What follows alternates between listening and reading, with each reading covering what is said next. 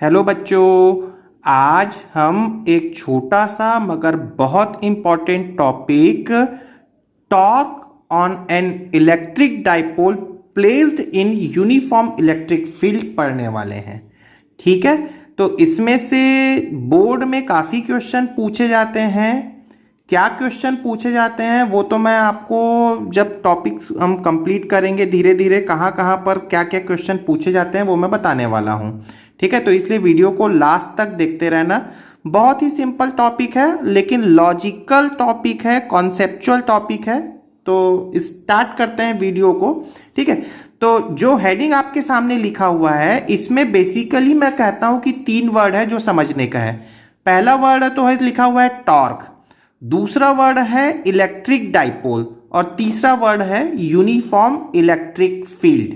ठीक है, तो चलिए अब इसको भी एक डायग्राम के हेल्प से समझते हैं कि इस टॉपिक के हेडिंग का मीनिंग क्या है। ठीक है, तो सपोज आपके पास में एक इलेक्ट्रिक फील्ड है। ये मैं रफ हैंड से एक इलेक्ट्रिक फील्ड ड्रॉ कर रहा हूं। ये एक इलेक्ट्रिक फील्ड है, ये यूनिफॉर्म इलेक्ट्रिक फील्ड है को रिप्रेजेंट कर रहा है जो कि पैरेलल लाइन है। यूनिफॉर्म का मतलब यह है कि इसके ईच एंड एवरी पॉइंट पर, इस फील्ड के ईच एंड एवरी पॉइंट पर इलेक्ट्रिक फील्ड की इंटेंसिटी सेम है। ठीक है, चलो मैं यहां पर एक डाइपोल प्लेस कर देता हूं। डाइपोल अब आपको पता होगा dipole is a set of 2 equal and opposite charges. तो मैं यहां पर सपोज एक डाइपोल प्लेस कर दिया, या इसका चार्ज है -q और ये चार्ज है +q। क्लियर है? ठीक है, +q और -q मैंने प्लेस कर दिया। तो अब आपको ये तो समझ में आ गया, यूनिफॉर्म इलेक्ट्रिक फील्ड समझ में आ गया। ये यूनिफॉर्म इलेक्ट्रिक फील्ड है और इसकी इंटेंसिटी को मैंने E से रिप्रेजेंट कर दिया। ठीक है, और इसका डायरेक्शन इस साइड पे है और इस साइड हम नॉर्मली इस साइड पे हम क्या लेते हैं, पॉजिटिव लेते हैं ना, ऐसे पॉजिटिव एक्सेस है। ठीक है, तो पॉजिटिव E लिया।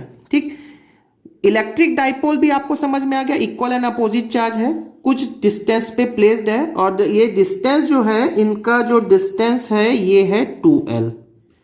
ठीक है, 2L डिस्टेंस पे प्लेस्ड है, 2 equal and opposite charge. Clear हो गया?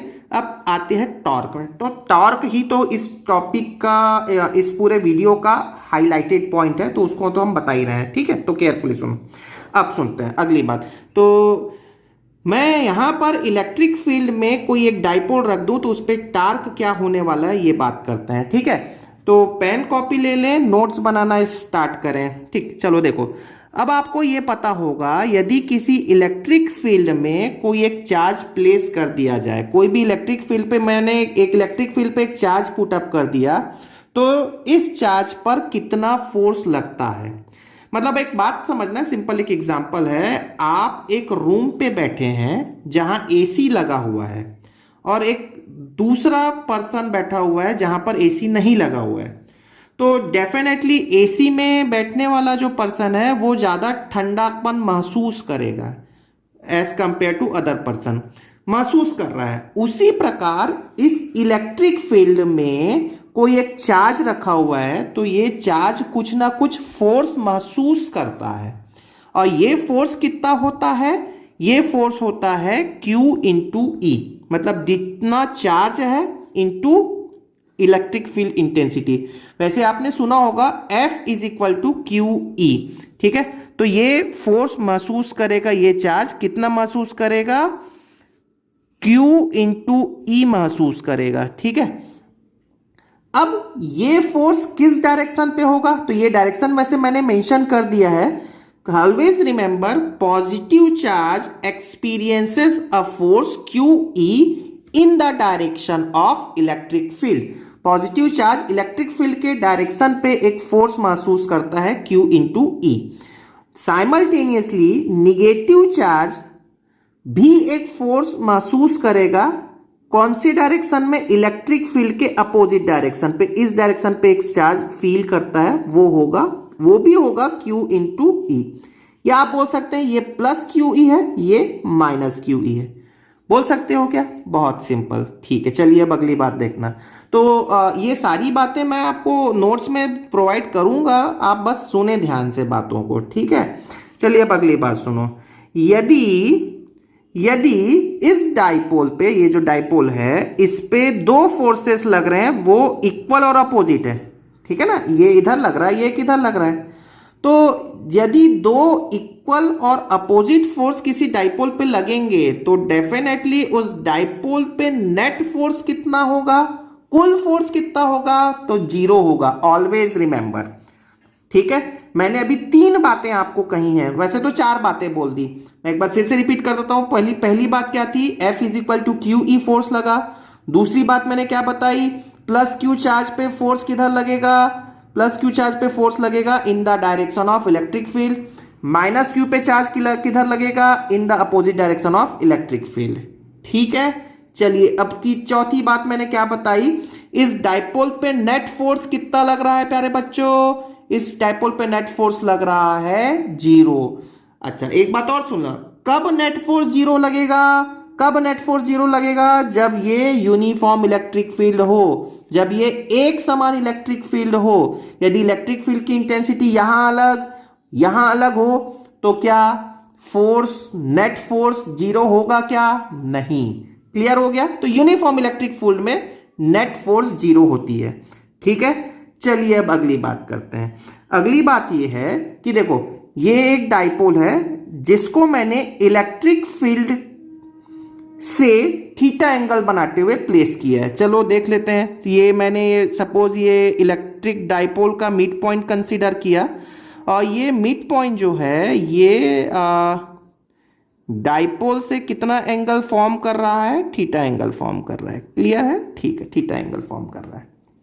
ठीक है, नाउ अब टॉर्क क्या होता है प्यारे बच्चों, ये समझने की कोशिश करना। आप खुद सोचो, ये एक डाइपोल है, ये पेंसिल को देखें, ये एक डाइपोल है, ठीक है।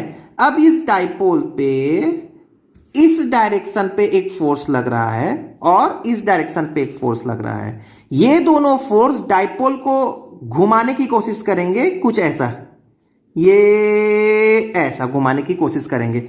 मतलब ये जो फोर्स है, ये फोर्स है ना एक प्रकार का, ये जो फोर्स है वो डाइपोल को इधर घुमाने की कोशिश करेगा, है ना, लगेगा कि नहीं, एक फोर्स इसको टर्न करने की कोशिश करेगा, और ये जो फोर्स है ये डाइपोल को इधर घुमाने की कोशिश करेगा। क्लियर हो रहा है, ठीक है ना, बहुत ही सिंपल। जैसे एक सिंपल से बात समझना, आप साइकिल चलाते हैं तो साइकिल में एक हैंडल होता है, उस हैंडल को यदि आपको टर्न करना होता है तो आप 2 इक्वल और अपोजिट चार्ज उस पर लगाते हैं, साइकिल के हैंडल पे लगाते हैं कि नहीं लगाते हैं, इसको खुद सोचो आप।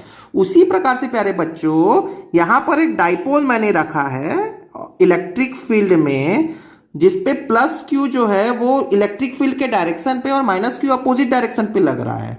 प्लस क्यू उसको रोटेट करने की कोशिश करेगा, माइनस क्यू भी उसको रोटेट करने की कोशिश करेगा। एक फोर्स लगने वाला है जो उसको इलेक्ट्रिक फील्ड के पैरेलल लाने की कोशिश करेगा। ये अभी किसी एंगल थीटा पे रखा हुआ है, तो ये इसको पैरेलल लाने की कोशिश करेगा।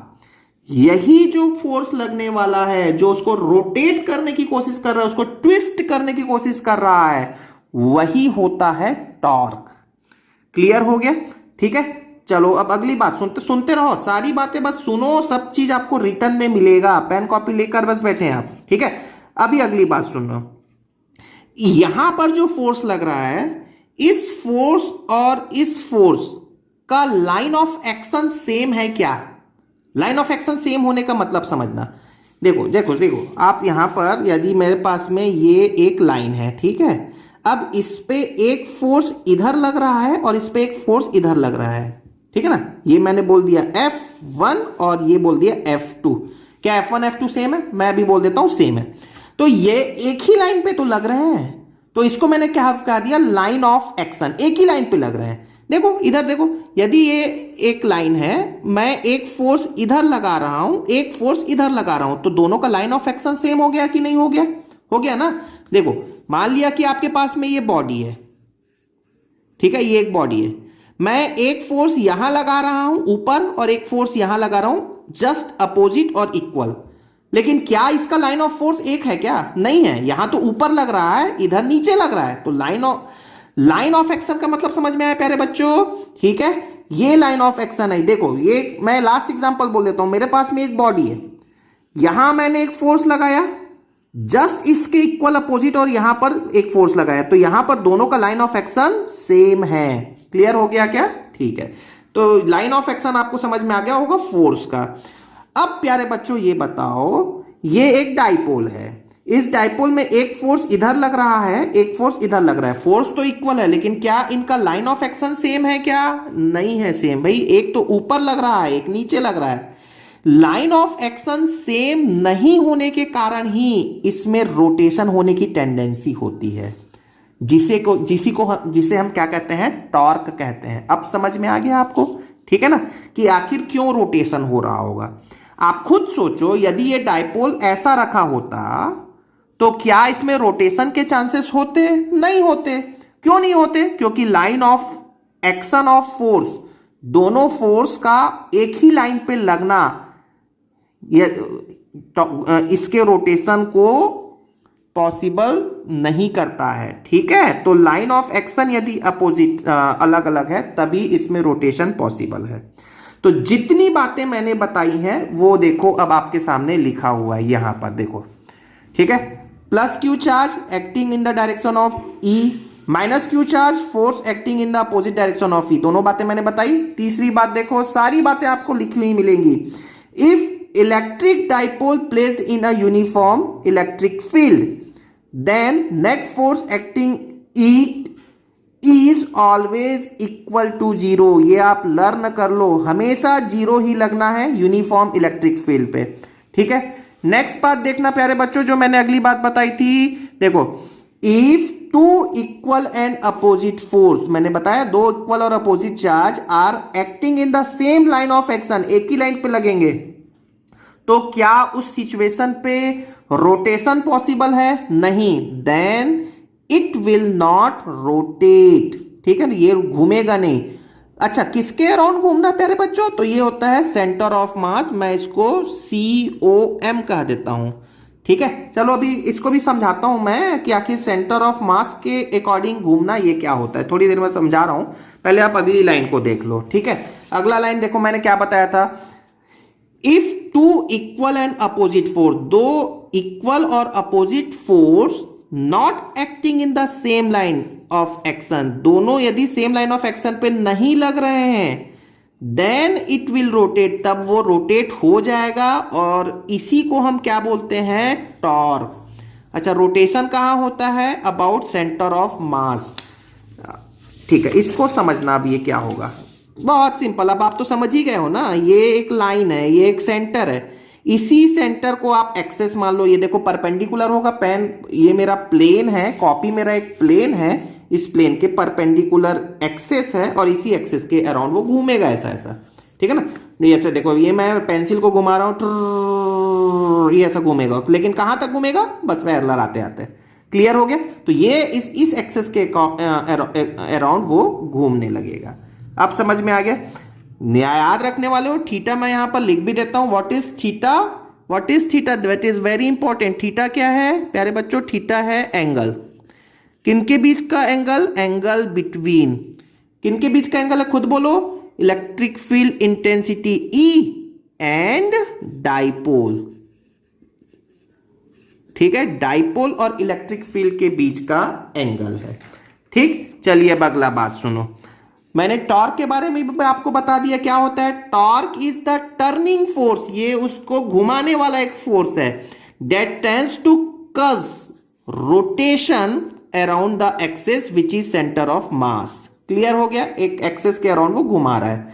चलिए अब एक एक्सप्रेशन देखते हैं, आखिर ये कौन सा फोर्स होगा, कितना फोर्स होगा जो डाइपोल को टर्न करने के लिए रिस्पॉन्सिबल है। तो टॉर्क एक्चुअली में क्या होता है? ये होता है force into perpendicular distance between two equal and opposite force. ठीक है, चलो अब इसको भी मैं आपको यहां पर बताता हूं, ये इस डायग्राम में मैं बताता हूं। ठीक है, ये देखो बेटा, ये देखो प्यारे बच्चों, इधर एक फोर्स लग रहा है QE और इधर एक फोर्स लग रहा है QE। तो टॉर्क क्या होगा? यहां देखो, टॉर्क के लिए मैंने क्या लिख रखा है? फोर्स, एक फोर्स कितना लग रहा है फोर्स पे बताओ। तो ये टॉर्क को हम टाउ से रिप्रेजेंट करते हैं, टाउ। फोर्स कितना लग रहा है, ये फोर्स के प्लेस पे मैंने एक लिखने वाला हूं Q इंटू ई, लिख लिया। चलो देख लेते हैं, आगे देखते हैं, इंटू मल्टीप्लाई। ठीक है, वैसे फोर्स के लिए मैंने यहां पर लिख रखा है फोर्स कितना होगा, force experiences by the charge in electric field क्या होता है, F is equal to Q E. ठीक है, सारी बातें जो आपको बोली गई हैं वो सब लिखा हुआ है, पेन कॉपी ले और नोट्स बनाए। ठीक है, अब अगला बात देखो, यहां पर फिर से देख लो, ये फॉर्मूला जो मैंने लिख रखा है इसको समझना है ध्यान से। क्या लिखा है, perpendicular distance between two equal and opposite force. देखो देखो यहां पर हमने एक फोर्स इधर है, एक फोर्स इधर है, दोनों इक्वल है बट अपोजिट है। इनका परपेंडिकुलर डिस्टेंस कितना होगा, मतलब इसका डिस्प्लेसमेंट कितना है। इसमें देखो डिस्प्लेसमेंट मतलब इसका नियरेस्ट डिस्टेंस, ये तो ही है परपेंडिकुलर डिस्टेंस। देखो एक फोर्स ये है, एक फोर्स ये है, ठीक है ना, तो इसका परपेंडिकुलर डिस्टेंस ये तो होगा। क्लियर हो गया क्या, तो देख लो यही इसका परपेंडिकुलर डिस्टेंस है, ये इसका परपेंडिकुलर डिस्टेंस हो गया। ठीक है, ये परपेंडिकुलर डिस्टेंस हो गया। ठीक, चलो अब ये डिस्टेंस कितना होगा, यदि ये डिस्टेंस आपको पता चल जाए बस फार्मूले में रख दो, आपका आंसर आ जाएगा, आपका एक्सप्रेशन आ जाएगा। क्लियर हो गया क्या, चलो देख लेते हैं। तो अब आप एक काम करें, इसको ले लेते हैं ट्रायंगल, एक ट्रायंगल ले लेते हैं जिसमें क्यू क्यू एक डाइपोल है और यहां पर एक पॉइंट है। तो इसको मैं बोल देता हूं ए बी और सी।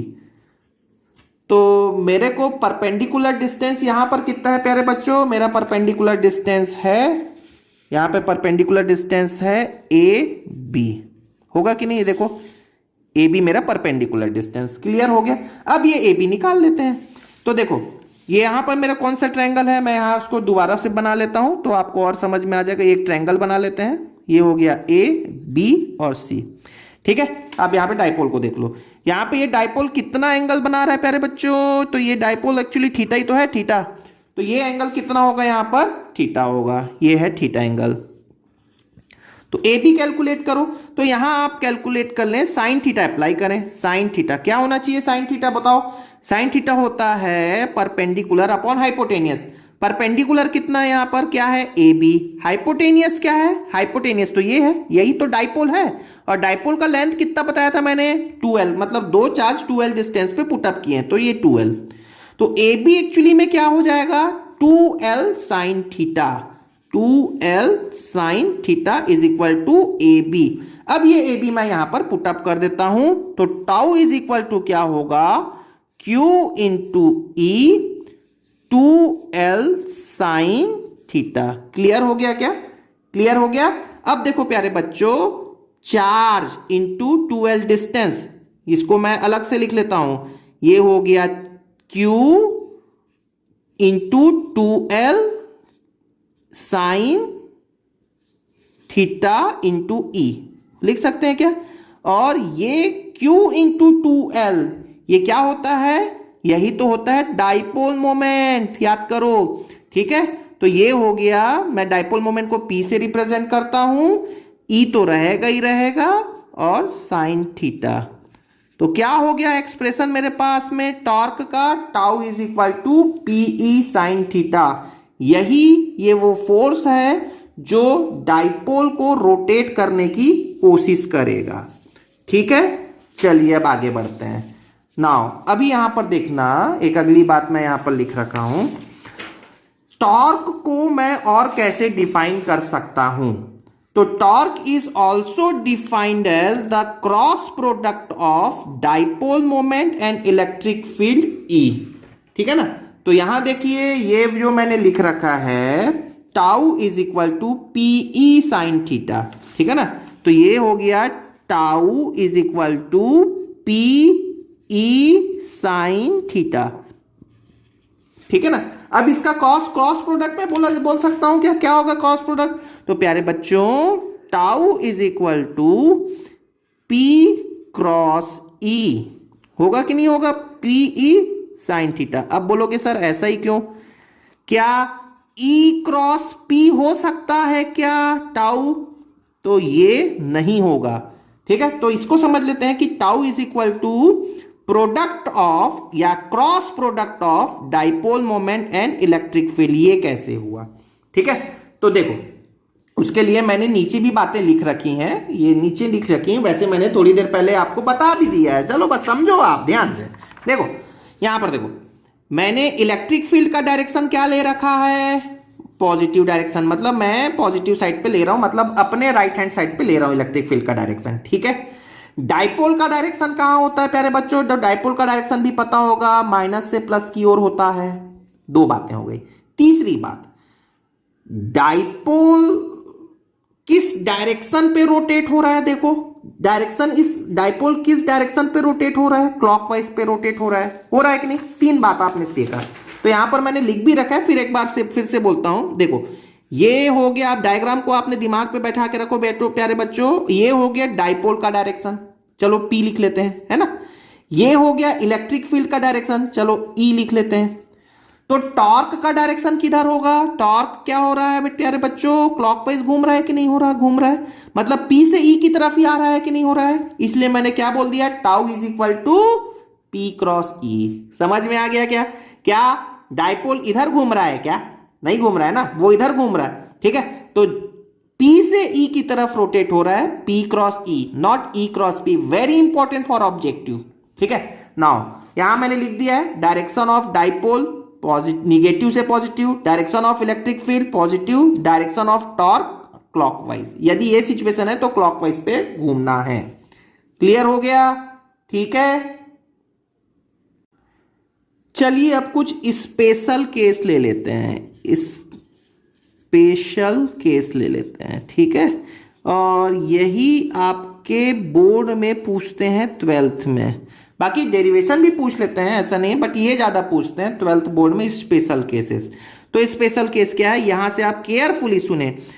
तो when theta is equal to 90 degree, यदि थीटा 90 डिग्री है या 270 डिग्री सेंटीग्रेड, 270 डिग्री है, ठीक है। मतलब ये आपका ये डाइपोल है, ये सॉरी इलेक्ट्रिक फील्ड है, और इस पे मैंने डाइपोल को ऐसे परपेंडिकुलर रख दिया है। अब थीटा तो आपको बता ही दिया ना मैंने, ये हो गया आपका ई और ये हो गया थीटा, ठीक है। डाइपोल है और थीटा 90 डिग्री है, तब क्या होगा, तो मैं टाउ इज इक्वल टू क्या, मेरे पास में फॉर्मूला है प्यारे बच्चों, पी ई साइन थीटा। तो साइन थीटा मैंने कितना ले लिया है, 90 डिग्री ले रखा है, और साइन 90 आपको सबको पता होगा प्यारे बच्चों, ये कितना होता है 1, तो साइन थीटा 1 हो गया। तो टाउ इज इक्वल टू क्या हो गया, P इंटू ई। अच्छा, साइन थीटा की वैल्यू 90 डिग्री है या साइन थीटा की है मैक्सिमम वैल्यू है, पता होगा। तो ये एक्चुअली टाउ मैक्स है, मतलब आपको यदि बोलूं मैं कि मैक्सिमम टॉर्क कब होगा, मैक्सिमम टॉर्क कब होगा, जब डाइपोल, सुनो ध्यान से, जब dipole and electric field perpendicular to each other. Clear है, परपेंडिकुलर टू ईच अदर। तो आप खुद सोचो ना, ये मैक्सिमम फोर्स से इधर आना चाहेगा, यदि ये परपेंडिकुलर रखा है तो ये मैक्सिमम फोर्स से इधर जाना चाहेगा, मतलब इसमें सबसे ज्यादा टॉर्क लगेगा ताकि वो पैरेलल हो जाए, पैरेलल होने की कोशिश करेंगे, ठीक है। स्पेशल केस में मैंने पहला क्या केस लिया, जब टॉर्क मैक्सिमम लगना हो, और मैक्सिमम कब होगा, जब 90 डिग्री पे हो, मतलब किनके किनके बीच का एंगल 90 डिग्री हो, याद रखने वाले डाइपोल और इलेक्ट्रिक फील्ड, ठीक है। डाइपोल और इलेक्ट्रिक फील्ड का डायरेक्शन मतलब परपेंडिकुलर हो, 90 डिग्री पे प्लेस्ड हो। दूसरा स्पेशल केस समझा, दूसरा स्पेशल केस, ठीक है, बहुत इंपॉर्टेंट है ये, बहुत important. When theta is equal to 0 degree, ठीक है, 0 डिग्री, 90 डिग्री 0 डिग्री। तो 0 डिग्री पे देखो, 0 डिग्री पे क्या होगा, टाउ इज इक्वल टू क्या होता है, पी ई साइन 0 हो जाएगा, पी ई साइन थीटा और साइन 0। साइन 0 की वैल्यू कितनी है तो प्यारे बच्चों, तो साइन 0 होता है 0, ये साइन 0 कितना होता है, 0 होता है। तो पी टाउ कितना हो जाएगा प्यारे बच्चों, 0 हो जाएगा, मतलब ये टाउ कितना हो गया, एक्चुअली में आपका मिनिमम हो गया। समझ में आया क्या, मतलब आप देख लो, मैं इसको डायग्राम के हेल्प से भी बता देता हूं। ये आपका डाइपोल ये आपका इलेक्ट्रिक फील्ड है, मैंने यहां पर एक डाइपोल पुटअप किया है, ये यहां है प्लस क्यू और यहां है माइनस क्यू। देख लो एंगल कितना है यहां पर, ये इलेक्ट्रिक फील्ड है, इलेक्ट्रिक फील्ड है E, ठीक है, और एंगल कितना है यहां पर, देखो आपको दिख रहा है 0 है। और वैसे भी आपको देख रहे हो ना, यहां पर फोर्स इधर लगेगा, यहां पर फोर्स इधर लगेगा, नेट फोर्स कितना हो गया, ऑलवेज 0। और लाइन ऑफ एक्शन सेम हो गया। क्या रोटेशन होगा, नहीं होगा, तो रोटेशन ही नहीं होगा तो क्या टॉर्क होगा, क्या नहीं होगा, खत्म बात, कहानी खत्म। बस आपको स्टार्टिंग के मैंने जो 10 मिनट बताए आप उसको ध्यान में रखो। लाइन ऑफ एक्शन यदि सेम है तो डाइपोल में रोटेशन नहीं होगा, टॉर्क नहीं होगा। क्लियर है? चलिए अब अगली बात करते हैं। तीसरा केस वेरी इंपॉर्टेंट, मतलब मिनिमम टॉर्क कब होगा, 0 डिग्री पे। और तीसरी बात जो है, when theta is equal to 180 degree, ठीक है, 180 डिग्री। तो अब मैंने फिर से लिख लिया tau is equal to PE sine 180, और साइन 180 की वैल्यू भी कितनी होती है प्यारे बच्चों, 0। मतलब यहां पर भी टाउ कितना हो गया, 0 हो गया, मतलब ये भी मिनिमम हो गया। क्लियर हो गया? मतलब टाउ मिनिमम होने के लिए, यहां भी मैं मिनिमम लिख देता हूं, मिनिमम मतलब टॉर्क मिनिमम होने के लिए, स्पेलिंग थोड़ा गलत हो गया, मिनिमम, टॉर्क मिनिमम होने के लिए, टॉर्क मिनिमम होने के लिए कौन कौन सा कंडीशन, तो टॉर्क मिनिमम होने के लिए 2 कंडीशन, एक 0 डिग्री और एक 180 डिग्री, ठीक है। तो 180 डिग्री का भी एग्जांपल देख लो आप, बहुत सिंपल और बहुत इंपॉर्टेंट, ठीक है। यहां मैंने एक डाइपोल रख दिया प्यारे बच्चों, यहां है माइनस क्यू और यहां है प्लस क्यू। मतलब अभी तक जो यहां पर देखो, ध्यान से देखो, ये वाले डायग्राम में देख लो, प्लस क्यू माइनस क्यू, ठीक है ना, प्लस क्यू माइनस क्यू, कोई कंफ्यूजन तो नहीं है, plus Q minus Q 0 degree पे रखा हुआ है। अब आप इसको रोटेट करके पलट दो, कितना डिग्री घुमा दिया, 180 डिग्री घुमा दिया।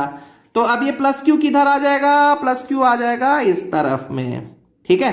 अब सुनो अगली बात, बहुत इंपॉर्टेंट, मतलब मिनिमम टॉर्क तो है ही है। क्यों है मिनिमम टॉर्क, क्योंकि इसमें फोर्स किधर लगेगा, इधर लगेगा, इस पे फोर्स किधर लगेगा, इधर लगेगा, फोर्स का line of action same, torque 0, rotation not possible.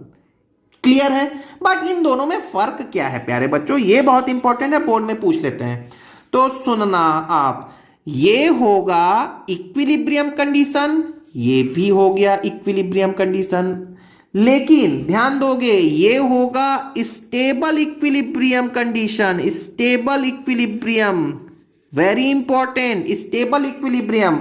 और ये होगा आपका ये वाला केस क्या है, अनस्टेबल इक्विलिब्रियम। क्यों अनस्टेबल इक्विलिब्रियम है, क्योंकि खुद सोचो, ये प्लस क्यू किधर जाना चाहेगा, रोटेट होके पूरा घूम के इधर आना चाहेगा, और ये माइनस क्यू रोटेट होके किधर जाना चाहेगा, इधर जाना चाहेगा, हाईली अनस्टेबल है।